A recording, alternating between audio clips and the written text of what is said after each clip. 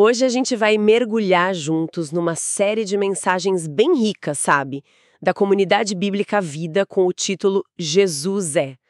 Recebemos aqui o material, transcrições de várias pregações que olham para Jesus de ângulos bem diferentes. Quase como um mosaico mesmo. E a nossa ideia aqui é essa mesma, sabe? Tentar juntar essas peças. Nessa nossa conversa, a gente busca pegar o essencial dessas várias pregações para chegar num entendimento mais conectado, talvez mais vivo, de quem Jesus é apresentado ali. Além daquilo que a gente já talvez está acostumado a pensar, né? É isso. Essa série Jesus é, pelo que o material indica, parece ser mesmo uma jornada para tentar desvendar as muitas facetas de Jesus. Claro, reconhecendo sempre, como uma das fontes até diz, que qualquer estudo é só uma gota no oceano perto do que ele é, né? Uhum. E isso conecta muito com aquela ideia forte lá de João 17,3, que a vida eterna é, essencialmente, conhecer a Deus e conhecer Jesus Cristo. Então, essa busca por conhecer é o ponto central mesmo. Legal. E um ponto de partida que aparece bastante nessas mensagens é a natureza única de Jesus, né?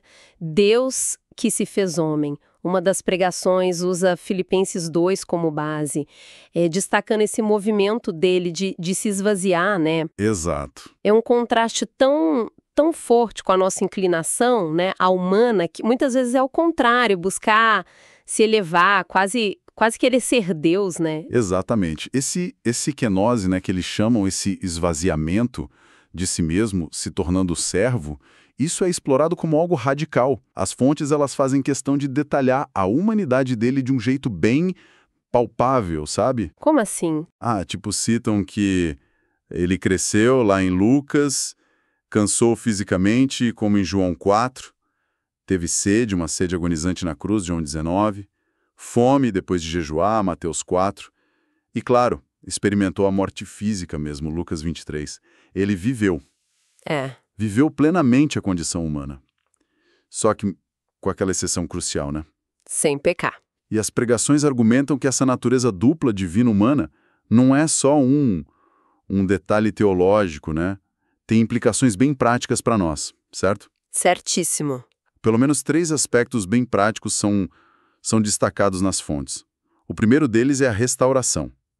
Tem uma mensagem que explora Romanos 5 e argumenta que, assim como a falha de um homem, Adão, trouxe consequências para todo mundo, é a obediência perfeita de outro homem, Jesus, trouxe a solução, a restauração.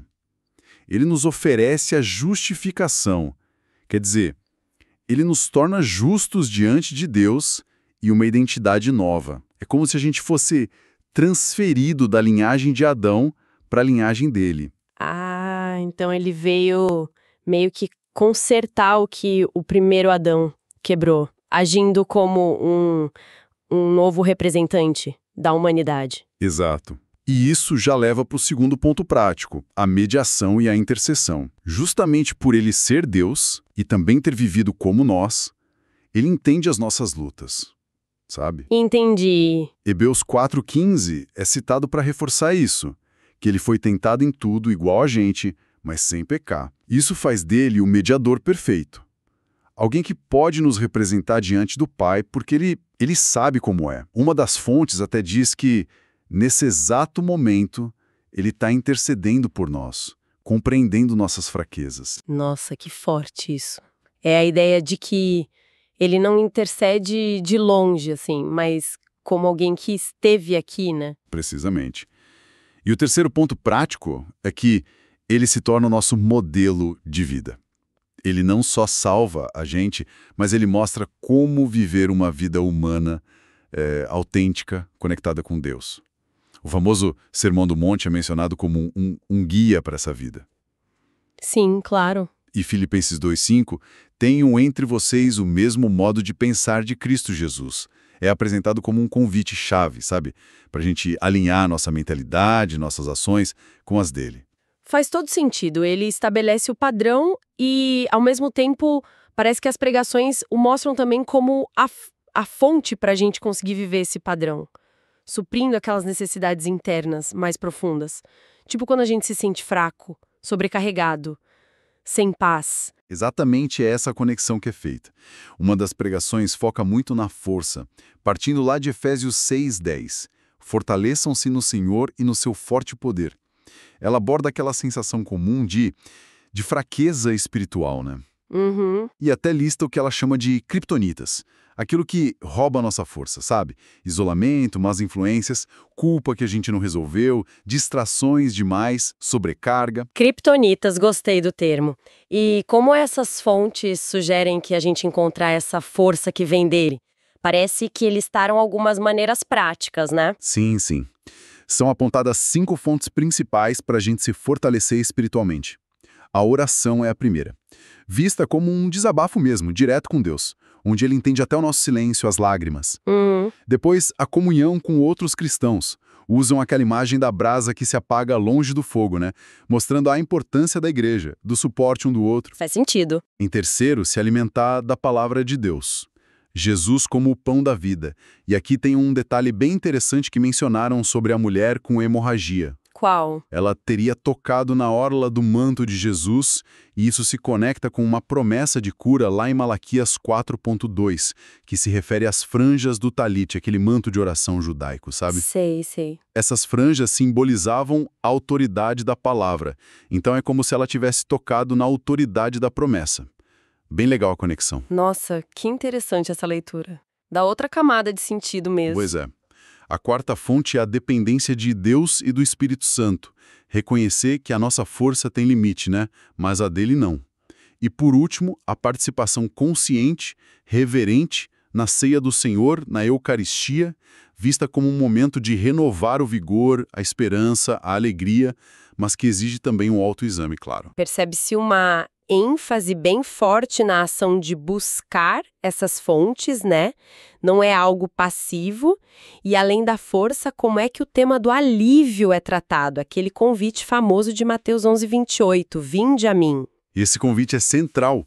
A pregação sobre o alívio, ela contrasta muito as fugas que o mundo oferece, que são descritas como alívio só temporário, sabe? E muitas vezes até destrutivos, tipo vícios, consumismo exagerado, essas coisas. Com um alívio de verdade, genuíno, restaurador que Jesus promete. E lembra que o próprio Jesus, como homem, enfrentou pressões, né? E buscou alívio no Pai. E isso o habilitou a aliviar as multidões que iam atrás dele, como a gente vê lá em Mateus 4. Quer dizer, a própria experiência humana dele o capacitou a oferecer esse alívio de forma autêntica. Não aguento mais. Sei bem como é. Pois é. E aí reforça o convite para a gente entregar esses fardos pesados direto para Jesus. E quanto à paz, é outro título forte de Jesus, né? Príncipe da paz, lá de Isaías 9. Como as fontes diferenciam a paz que ele oferece? Olha, a distinção-chave que fazem é entre a paz do mundo, que é vista mais como a simples ausência de conflito, de problema, né? E a paz de Cristo, que é definida como a presença dele no meio dos problemas. Ah, interessante essa diferença. Sim, o próprio Jesus diz isso em João 14. Deixo-lhes a paz, a minha paz lhes dou, não a dou como o mundo a dá. A mensagem lembra o contexto lá de Isaías, que era um tempo de muita opressão, e como Jesus trouxe um tipo diferente de libertação, de paz. Uma paz que não depende das circunstâncias lá fora, então. Isso. E a conexão prática é feita com Filipenses 4, versículos 6 e 7. Quando a gente ora com gratidão, mesmo na dificuldade, a paz de Deus, que excede todo entendimento, ela guarda nosso coração, nossa mente. E aquela saudação de Jesus ressuscitado para os discípulos assustados, a paz esteja com vocês, é lembrada como um presente mesmo, um dom direto da presença vitoriosa dele. Nossa, essa exploração das necessidades internas, força, alívio, paz é muito rica. Mas as fontes também falam sobre como Jesus lida com as nossas carências mais externas, né? Materiais. E sobre como ele nos vê, não é isso? Como que a multiplicação dos pães entra nisso? Sim. O sermão sobre Jesus como a resposta para as carências humanas usa justamente essa passagem da multiplicação dos pães e peixes, lá de João 6. O ponto que destacam é que Jesus se importa com todas as nossas necessidades físicas, emocionais, espirituais. Não só as espirituais. Exato. Enquanto os discípulos estavam focados no problema da multidão faminta e queriam mandar o povo embora, Jesus já sabia o que fazer, mostrando a compaixão e o poder dele. E qual é a lição principal tirada dali sobre como ele supre essas carências? O foco cai muito sobre o papel do André, que foi quem achou o menino com o lanche, né? A interpretação que apresentam é: a gente faz a nossa parte, o natural. Trazer o pouco que a gente tem e confia em Jesus para fazer o milagre, o sobrenatural. Aquela ideia de que a gente pode comprar bênçãos, sabe? As bênçãos vêm para a glória de Deus e para que outros o conheçam. Fazem até uma ligação com o maná no deserto, Jesus como a provisão divina que não para. Entendi. Fazer o nosso possível e deixar o impossível com ele. Interessante. E sobre o olhar dele? Aquela imagem dos olhos como chamas de fogo de Apocalipse é bem forte, né? Muito forte. O sermão que explora essa imagem lá de Apocalipse 1 e 19 interpreta isso como símbolo de justiça, de santidade e do poder de ver o interior, de sondar os corações. É um olhar que purifica, que perdoa, mas que também julga com retidão. Penetra fundo, além de qualquer fachada. E como isso se contrasta com o nosso olhar humano, segundo essa mensagem? Um contraste é feito com base em Mateus. Primeiro, Mateus 6, sobre ter olhos bons, focados na luz, ou maus, focados nas trevas. Depois, Mateus 7, a imagem clássica da trave no nosso olho enquanto a gente tenta tirar o cisco do olho do outro, né? A conclusão da pregação é que mesmo os nossos olhos bons, digamos assim, não têm a capacidade de julgar ou purificar intenções como os olhos de Jesus têm. Isso desafia muito a nossa tendência de julgar pela aparência, né? Totalmente, e conta uma história interessante na pregação. Uma mulher fisiculturista, que talvez na academia atraísse olhares de julgamento pelo corpo, foi vista orando discretamente depois do treino. Um lembrete de que a gente não vê o coração, né? Nossa, que exemplo bom! A parábola do bom samaritano também é usada. O sacerdote e o levita olharam para o necessitado, mas não fizeram nada. Já o samaritano olhou e agiu com compaixão. O perigo não é só o olhar que julga, mas também o olhar indiferente. Aquele olhar que vê, mas não se importa. Exato. A aplicação prática que enfatizam é a necessidade da gente olhar para os outros, começando pelos que estão mais perto, família, irmãos na fé, com compaixão ativa, com eu me importo, sabe? Em vez de julgar ou ser indiferente. Deixar o julgamento final, esse olhar que vê tudo e sabe tudo, para quem de direito, Jesus. Isso tudo vai nos levando a uma conclusão muito poderosa que foi apresentada em outra mensagem. Jesus é suficiente. O que essa suficiência cobre, assim, na visão dessas fontes? Olha, a suficiência é explicada como ausência total de falta. Jesus é apresentado como suficiente para o nosso passado pelo perdão, pela justificação que ele conquistou para nós, para o nosso presente com a presença dele constante, a força, a orientação, e para o nosso futuro garantindo a vida eterna com ele. A salvação, reforça a mensagem, não depende do que a gente faz, dos nossos méritos, mas da suficiência da obra de Cristo. Vida, morte e ressurreição.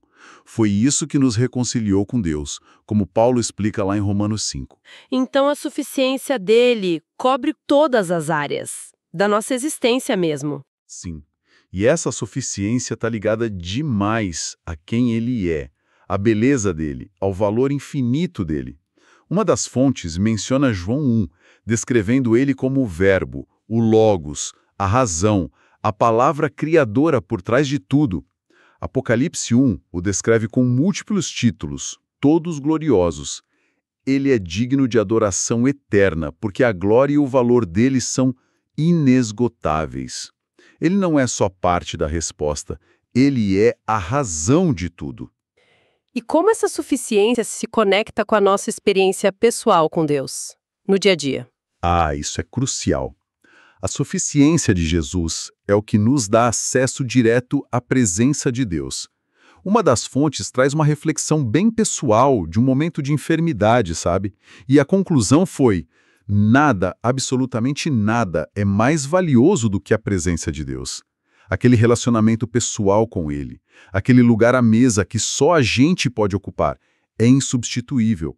Ele é suficiente mesmo na dor, na perda, na incerteza. Nossa, juntando tudo isso, então, a imagem que vai se formando a partir desses sermões é de um Jesus que é Deus e homem, né? Capaz de nos entender, de nos resgatar, de ser nosso exemplo. Ele é a fonte para nossa força, para o nosso alívio, para nossa paz interior. Ele supre nossas necessidades, vê o nosso coração com justiça e amor, e no fim das contas, ele basta. Ele é suficiente. Exato. A gente volta para aquela ideia central de João 17,3. A vida eterna não é só um lugar para onde a gente vai, mas é um relacionamento, conhecer a Deus e a Jesus. E esse conhecimento, essa experiência de vida abundante com Ele, começa aqui agora. A suficiência dele não é só uma promessa para o futuro, é uma realidade para o hoje, para cada desafio que a gente enfrenta. Isso. Deixa a gente com uma pergunta para pensar, né? Se Jesus é tão multifacetado, tão completo e suficiente como essas mensagens todas apontam, de que forma essa busca ativa por conhecê-lo mais profundamente, ir além de só saber sobre ele, pode realmente mudar a nossa maneira de encarar as lutas do dia a dia e os nossos relacionamentos com os outros? É a questão essencial, né? Sem dúvida. E para quem ficou com vontade de explorar mais, as pregações completas que a gente usou como base para essa conversa estão disponíveis lá no canal da Comunidade Bíblica Vida no YouTube. Cada uma delas aprofunda muito mais esses pontos que a gente só conseguiu pincelar aqui hoje. Fica então um convite para essa exploração mais pessoal e a esperança de que, nessa busca por conhecer Jesus mais intimamente, cada pessoa possa encontrar nele a força, o alívio, a paz e a suficiência para sua própria jornada.